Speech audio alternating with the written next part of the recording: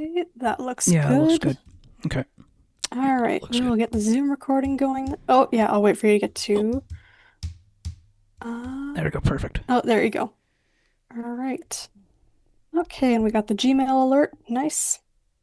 Zoom recording in one, two, three. Recording in progress.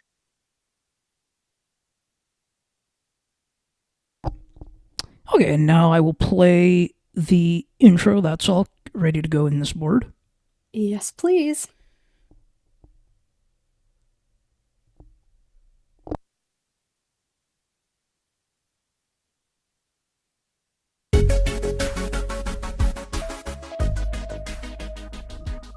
Live from the Musa Slobodian Network studio, welcome to the Ali and Makara Show, part of the Musa Slobodian Network. The show where the hosts discuss technology, their favorite songs, the books they've been reading throughout the week, along with some friendly banter along the way. Here are your hosts, Ali Musa and Makara Slobodian. Good afternoon. It is April 6th, 2026, Easter Monday, and we're back with a bonus show. I am joined, as always, by Ali Musa. Thanks for having me this afternoon on this Monday, April the 6th. Of course, always happy to be back in studio. And today, we are joined by Jason Reynolds. Jason, thank you so much for joining us today. Thank you very much for having me. Of course. So, we posted a little bit about your music that you work on. Do you want to tell us a little bit about how you work on that? And I know you incorporate a lot of your journey into it as well. Well, I've always had an interest in writing poetry and stuff, so it comes really easy to me. And then I found that with the assistance of AI, I can write my poetry in my way and then put it to music, which is awesome. I mean, I use my life journey as a soundboard, and I'm able to. I just take whatever's happened today or a conversation I've had with a couple of people, and instead of getting frustrated or whatever, I just vent into my prose, and it becomes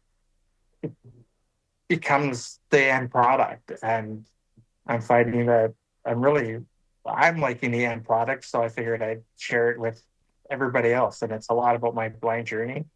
I was sighted until 46, so going losing my vision at that point in life was frustrating enough, and then trying to adapt it to my sighted life because all my friends up to that point were sighted, and just the way my blindness affected them as well, and learning to accept that, and then meeting some really cool blind people along the way. So It's always that journey, isn't it? And then it's always that kind of a journey. Once like you lost your vision, then kind of the adapting process was like. But you know what? But it's good that you know what we that you found to make it work. That you found something that worked for you or continues to work for you. well, I've always tried to keep my chin up and stuff. I have kids, and being a father, you've got to lead by example anyway. And I've always taught them when adversity hits, you just got to keep plowing on to do what you got to do. So um, you keep positive and you find different ways. Like I live independently, so I cook and mow the grass and do all that stuff pretty blind, and so I can't drive anymore. That's the only real depressing thing. Hmm. Hmm. Yeah. Yeah. I found a way to put that into some of my music too, and Yeah. So go ahead. I'll let you go ahead, McCary. You can go ahead and ask the next piece. Okay. So with your music, which part, like your lyrics seem to come so effortlessly to you. Is that the harder part, or is it the music itself that comes more because of all the tools and things you can use to sort of play around with it with Suno?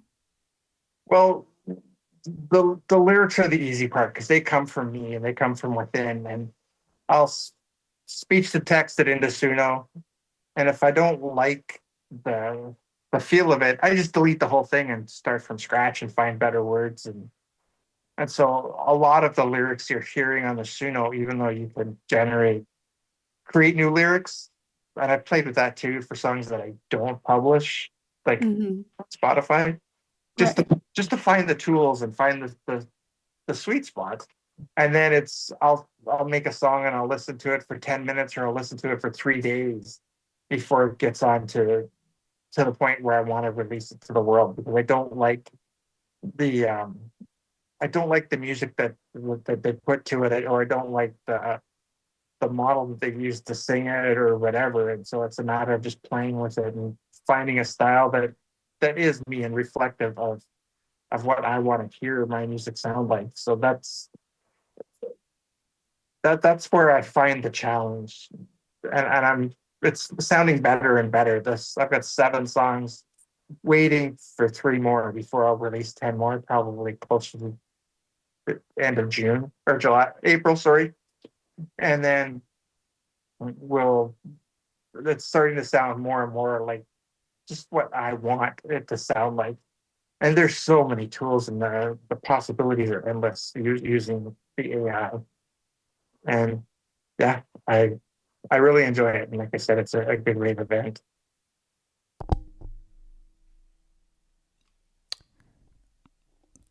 Do you have any favorite pieces that you've done?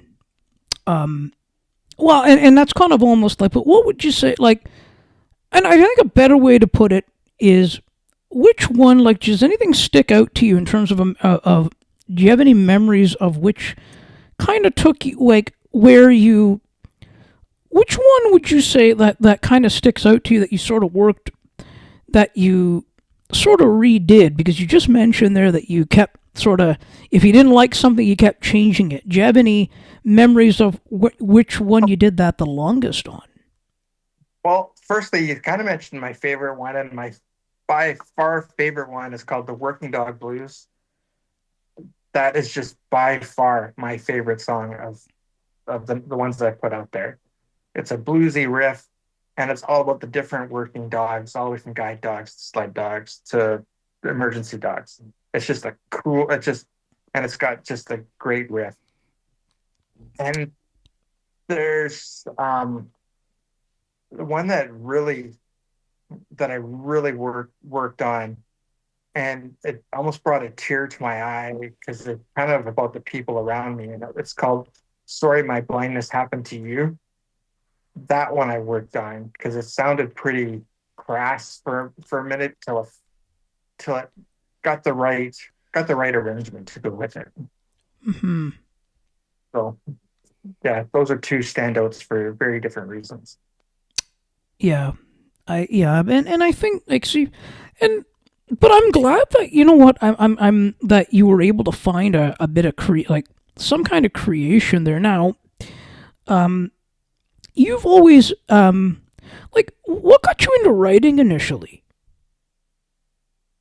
Um, just it was a good way. I was kind of a small kid in junior high in the first bits of high school, and it was just kind of a way to express my feelings without getting bullied, because you could do it, stuff the paper into the bottom of your locker and walk away. But you could still, I could still get my feelings out of me that way, and just continue on, like, because you know how high school could be. And yeah, so I got bullied a lot and stuff. So I just write really dark poetry and play with it stuff. It was just really lethargic. It was really good even then. So and then helping my kids grow up, going to school, I helped them with poetry a bit. I used to write poetry.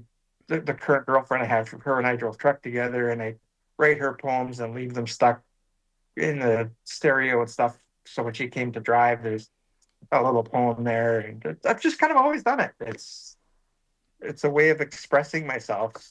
So Second nature, basically. yeah, I feel like you can tell that through your lyrics a lot because the way that you will express things, or sometimes either the rhyme scheme or just a lyric in itself will come through, and you're like, oh, that you just have a skill for it. Like in the song that you have, "We're Not Your Children," the line about feeling like a guest in your own skin, that just feels very lyrical.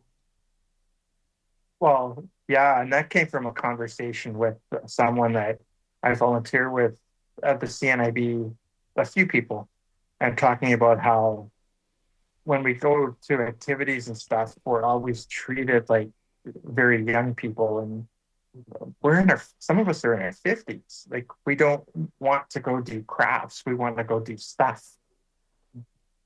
And so that's we don't want to be treated like your children. We want to be treated like your equals. We're the same. We've got the same feelings. We've got the same aspirations in life. So we want to be included and not as underlings, or like we don't need adult supervision to go to a restaurant. Hmm.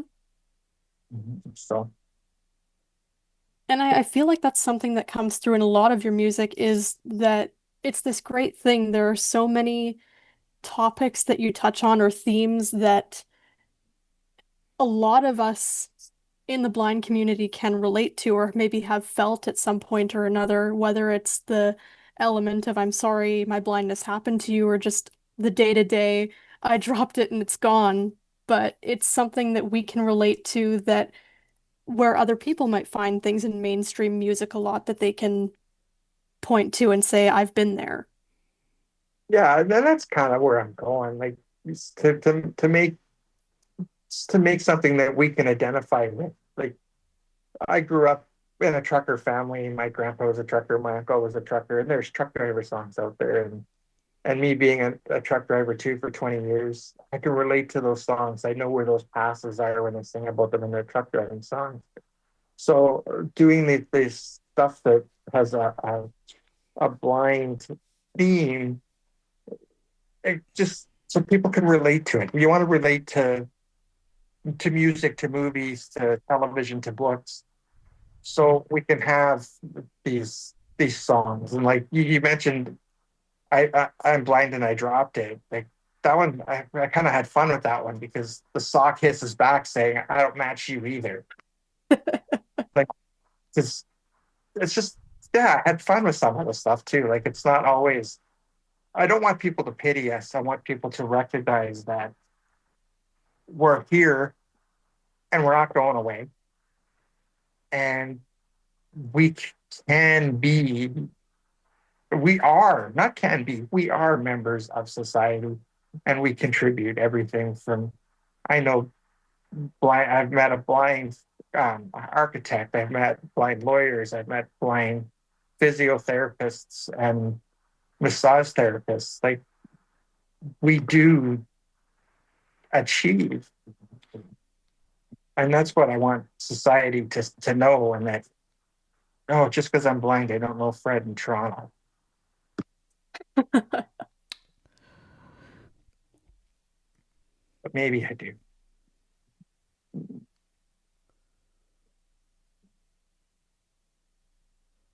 Oh, Allie, did you have something to add? Go ahead. No, it seemed like you were going to add something, so No, please. go ahead. Go ahead. I think we're good. Okay. And I Yeah. feel like that's something that can also build communities, these things that we can identify with. And I know you've started to build this really awesome community, the Universal Blind Cafe. How did that get started? The Universal Blind Cafe. That's a labor of love. That's been going on since May of 22. It started where I was part of the Friday afternoon coffee group, the virtual one with CNIB, and that was fun. But I didn't find I didn't fit somehow. The people are wonderful. It was just too institutional. Like there's too many rules. And I'm sitting around having coffee with people. I don't want it. And then I used to be in the Canadian Forces a long, long time ago, and they were having a Saturday evening coffee group during COVID as well. And they were drinking a lot less coffee. So why can't blind and low vision community do the same thing on Facebook?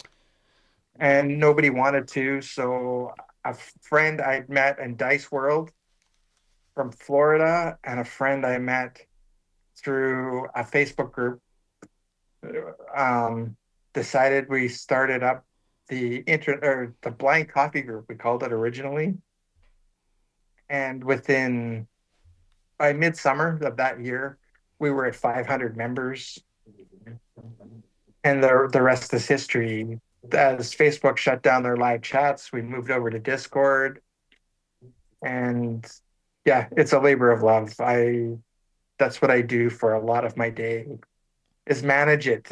I don't get to sit in it and chat as much as I'd like to, but managing it, making sure that it's So you're the manager, basically.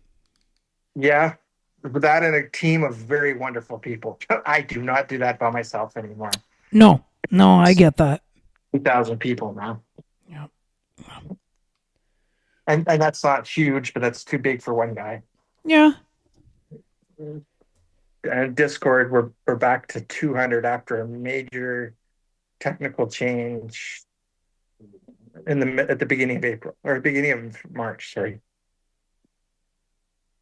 So we're doing good. There we go. Yeah. Oh, it's yeah. No, that's pretty good. Now you're also you also are you're also I believe you're also a you also enjoy your books as well. Absolutely. Yeah, when I find time. That's the key thing.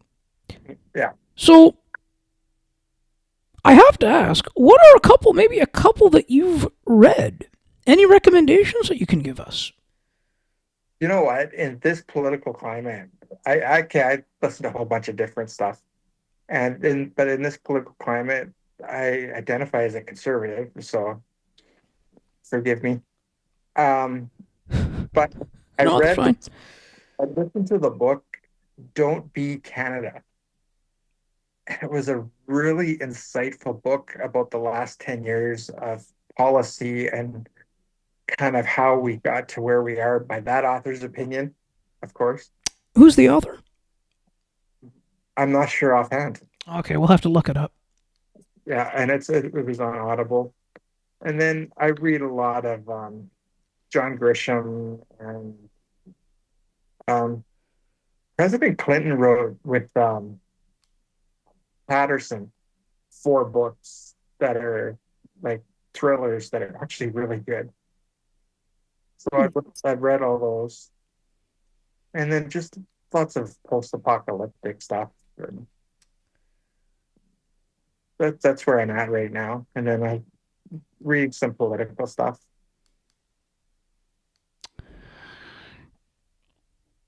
Okay, yeah, no, that's like it sounds like you've got a very wide sort of range of things and a wide range of books. So you're more. I'm guessing you're. It seems to me that you're more of a nonfiction guy.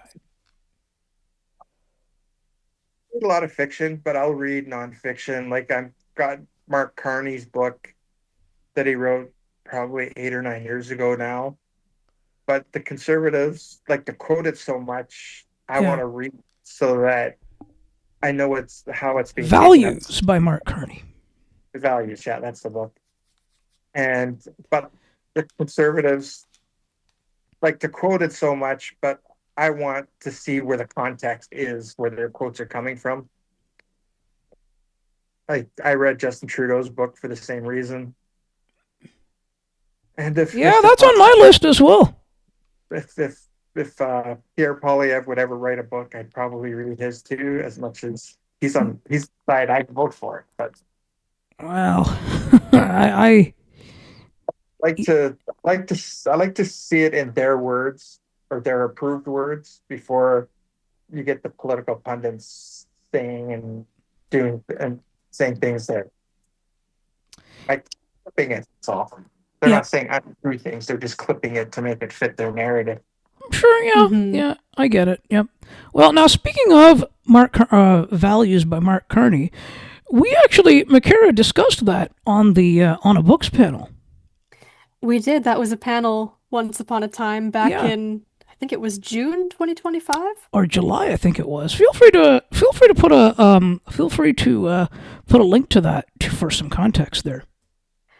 I will do that. Context is important It in is. the mention here. Well, I also think it's important to get the context of actually reading the book versus, like you said, Jason, Yeah, the narrative that's being spun by the pundits and such. Yeah, because they spin everything. they It's do. not, it's not a one-sided thing. And No, there's always a No. motivation behind, oh, we're going to use this, but we're going to Hmm. use it against that person. yeah, we're in such a spin society that everybody's spinning. So I like to watch the speeches of the people I wouldn't vote for just as much as I watch the speeches of the people I would vote for. Hmm. Mm. Yeah. God. Yeah. Well, context is a key thing, and that's a long like values is it's a very long it's a long book. Mhm. Hmm. I mean I actually got to the end of that. I think it was a few months ago. I can't remember now when I got to the end of it. Yeah, That's right too. but I'm a guide dog user. I walk more than I want to. Yeah, I get it. Yeah, More than you want to. yeah, yeah, yeah. Did you get to the end of that one, McCarran, or not yet? Not yet. No, I can't say I have. That's okay. No, no, no problem. I was just curious. That's all. No, of course. It's, hey, working towards it, right? There's a whole pile of things to get through. Oh yes. Ah, you know what? We'll plow through the pile together. We will get there eventually. Yes, and it's a good way because then we get to share our perspectives with the listener. We do, and there's a point to finishing it to that end, right? You're not just, oh, I'm gonna finish this at some point, but it's like I want to be able to share and have something to say about this, so there's a reason to get it done. Yep. Yeah. Yep. And I mean, some people it's kind of different now. I mean, the other side of it is it's different for everybody in a sense because some people, well, regardless of whether they like the book, um, well, if whether regardless of whether they like the book or they don't like it, they'll see it through and finish it to the end. And Jason, I want to get your perspective on that. How do you sort of treat it that way? If you don't like it, do you read through it? Do you read through the end just to see it through, or when you've decided that you don't like it, you just kind of put it away? I try and read a book right to the end. The only time I stop is when the narrator, especially with audiobooks, it's either they're either putting me to sleep or they're like nails on a chalkboard. Other than that, I will try and see every book I start to the end. Yes, and well, yeah, and now see for me now. Now I'm going to answer my own question on that one too. Or maybe I just did. I don't know. I don't remember there. No, go right ahead. Did I I actually think answer? I don't think I did. not in this moment. I know we kind of answered it on, again, the most recent panel. Yeah, we've answered it in the past, yes, but We have, yes. not on Answer this it again if particular you'd like. instance. I don't. No. Okay. So, no, once I've decided that I don't like a book, I'll just put it away and move on to the next one. And it comes from a lot of whether you like the components of the books too, right? Not Yeah. just the narration and things. Yep. Yeah. I think I think a lot of it though sometimes it's really like, and I'll sort of say this, that sometimes in a lot of capacity for people, it's generally about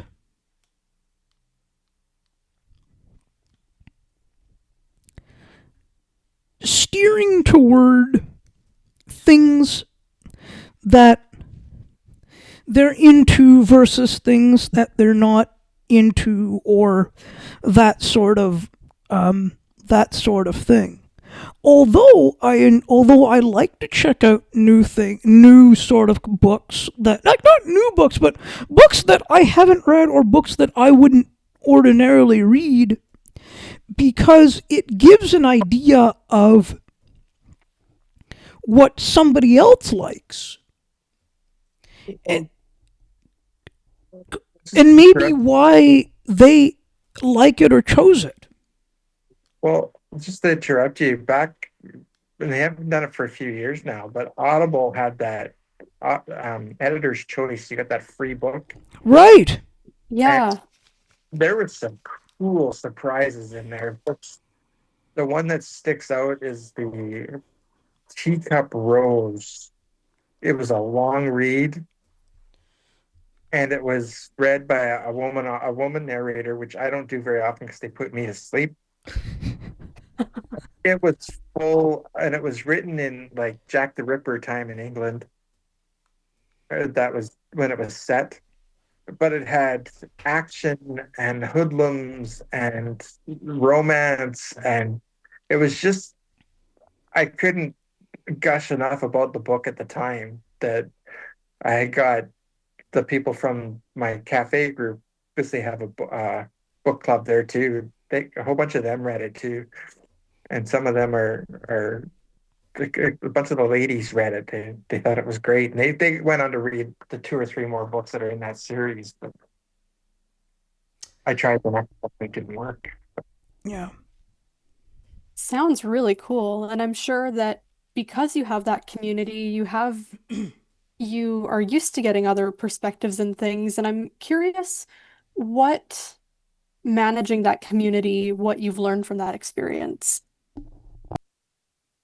Managing that community, I've learned that we're all on different paths. It's all different journeys. And because it's international, we have folks from the United Kingdom, Ireland, Croatia, South Africa, United States, Australia, and all other addresses in between. Like, I can't name all the countries that we talk to on a daily basis. Um, and yet, blindness affects us all in a similar way. And the group that we have there are all people that have basically picked up their bootstraps and pushed on. Like, we've got some really interesting people, but we've also seen where it's been very supportive and very, it's been a great support group for people. We've seen people grow and be able to move forward and move out of their shell and do things they wouldn't have done without having the community to support them. So yeah, it's been really good. It's really cool to watch, because we've had everything from weddings to funerals in that group in the last 4 years. So I Oh, know wow. a lot of close people. It's really cool. And the youngest we've had is about 18, but that's where we like to keep our youngest. We don't want them any younger. And Hmm. the oldest member, and he's active, a very active member, just turned 78. And we do everything in between. That's incredible. It's important to find a space where you can have that community and find where you fit. And we just encourage people to be themselves. So leads to it leads to little personal conflicts from time to time, but then we work them out like adults and have conversations, and it's pretty good actually, without being the language police of um, making sure people are always politically correct. We have less drama than we would if we were trying to muzzle people and stuff all the time.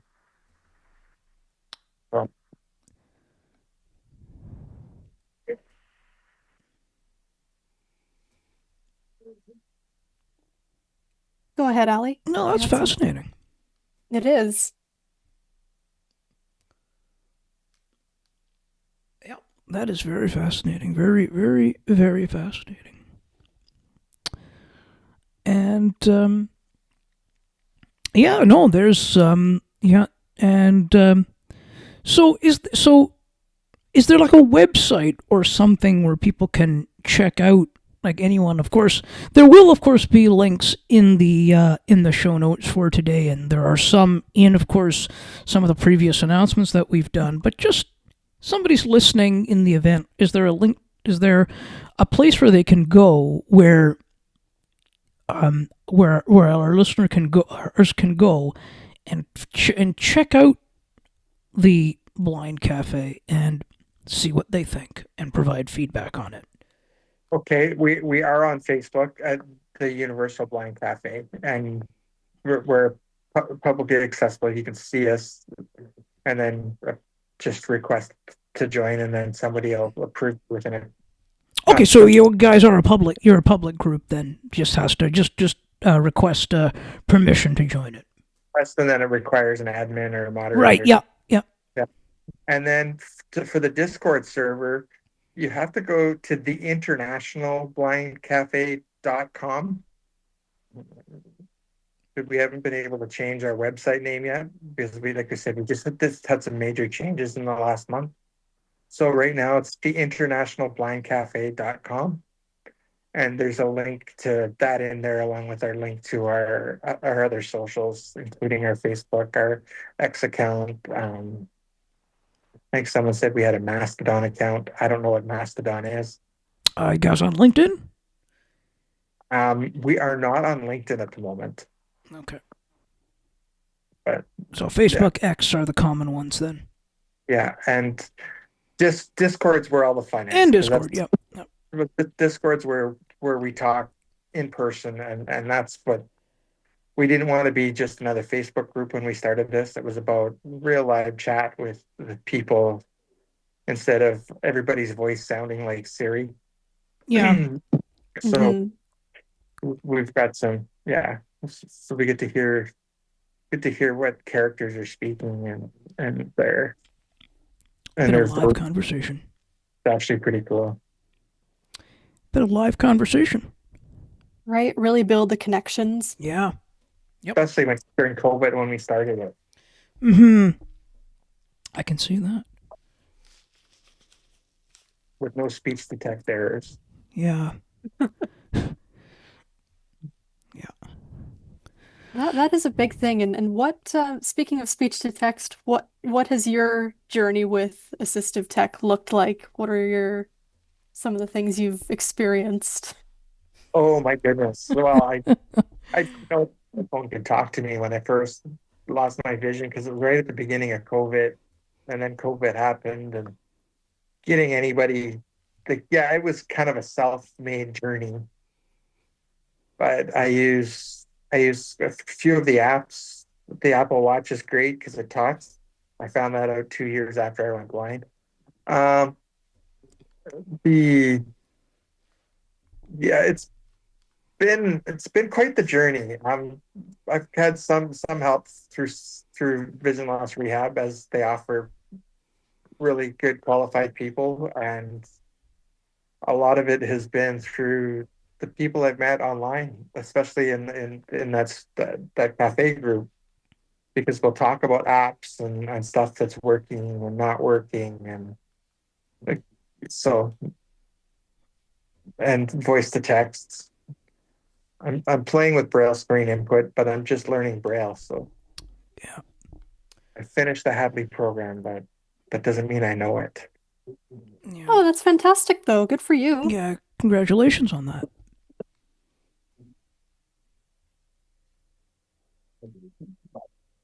Yeah, so that's the system tech. Like Be My Eyes is awesome.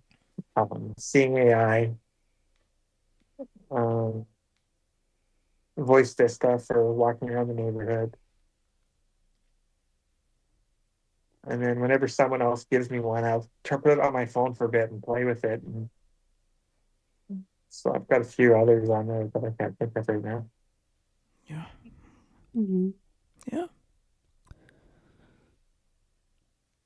No, but it sounds like you're working your way through it, and that's all any of us can do. exactly. Yep. Well, yeah, this last 6.5 years has been a cool learning experience. Hmm. Yep. Well, yes. Well, yeah. No, it's yeah, lots of content to check out. We'll make sure that we make sure that that we make it easy for people to find your content as well. Absolutely. And speaking of content, Yes, is it that time again? it is almost that time again. We have some good content coming up, don't we? We do, and on all fronts. Would you like to start us off with telling us what's coming up on the Ali Musa show? That's right. What goes into creating a podcast behind the scenes? What actually goes into creating a podcast behind the scenes? Why is social media so important? And and um, and what about creating that content ecosystem?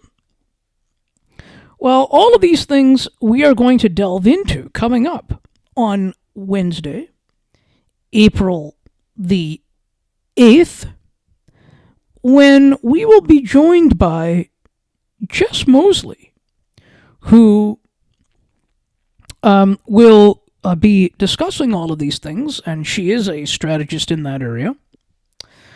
And then, of course, we also, if we go a little bit further along, that's at 7:45 Eastern Daylight Time, which you can find that information on the website as well.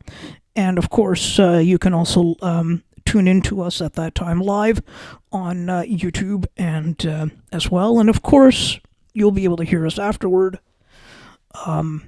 either on the website or if you're following us on the podcasting platforms, then feel free to listen to us there as well. And then we are moving to we're moving to April the 20th. Well, the Toronto Maple Leafs, the big thing here is that they dismissed Brad Treliving as their general manager. What's next for the team? What did President and CEO Keith Pelly, did his press conference sort of signify any what they might be looking for? Did we learn anything from it? And the Blue Jays season. We'll be joined by Daniele Franceschi from Sportsnet at 3:45 p.m. on April 20th to discuss those topics. Then, a couple of weeks later, see, we've got lots of content coming up. I think you might have missed one too. Was there not a Was there? NHL show on the Yes. April 17th, Ryan Payton is going to come up to talk about the playoffs. Because the playoffs begin on the 18th, so we'll do a little playoff preview show as well. And then it's Daniele after that. Yes. And There then we go. I move think we missed forward that to one even yesterday. Pardon? I think we even missed that one yesterday, to be honest. Yeah, I think so. I think we did. But yes, sorry, the last one you've got after the 20th, what's coming up? After the 20th? Yes. Yes, that's Becky Coles. Around the News is back. And when will that be taking place? I think it's at 3:30. I think it's at 3:30 on May 4th. Okay. Don't know if you said the date. Good old Star Wars Day. Yes. And what about on our we've got content coming up as well on our show. We do. We've got our regular Sunday show on Sunday, April 12th, 3:30 p.m. Eastern. We'll be discussing The Hate You Give by Angie Thomas. And then we've got another bonus show next Monday, April 13th, 4:30 p.m. Eastern. Richard Marion, he's a tech analyst. He'll be joining us to talk tech and AI usage. That'll be a great time. And of course, we've got another books panel, end of the month, April 24th, 7:30 p.m. Eastern. We'll be discussing Behind the Bench, Inside the Minds of Hockey's Greatest Coaches by Craig Custance with a contribution from Sidney Crosby. And there's a couple of Techstravaganza workshops coming up this week as well. The usual Wednesday, 1 to 3 p.m. Eastern. That's about FaceTime on the iPhone, iPad, and the Mac. And we've got a 2.0 this week. It's the second Thursday of the month. So 7 to 9 p.m. Eastern. And that'll be about the reminders, the second part of that tutorial. And lots of great content. And Jason, I want to take this opportunity as well to thank you so much for hopping in today. Appreciate you taking some time today. My pleasure. Anything. It was a lot of fun. Yeah, we really appreciate you sharing your experiences and your creative endeavors with us. Thank you. Thank you for sharing them with your audience. So. Of course. And for the listeners, if you haven't already, subscribe to the YouTube channel to listen live and set your notifications. And also subscribe to the newsletters at thealiandmccarashow.ca so you never miss any of the updates. Do that for all the shows and the socials if you like. And stay tuned. Okay, we will go ahead here and play the outro. How's that? Sounds great.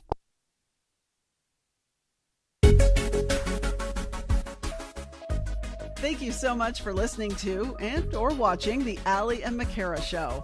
To learn more about the show, please visit the aliandmccarashow.ca. While you're over there, subscribe to the newsletter so you never miss an update. Besides, it's free. Enter your email address and hit subscribe right on the homepage. The Ali and McCara Show is part of the Musa Slobodian Network, where good conversations happen. To learn more about the other excellent programming offered by the network, please visit the musaslobodiannetwork.ca.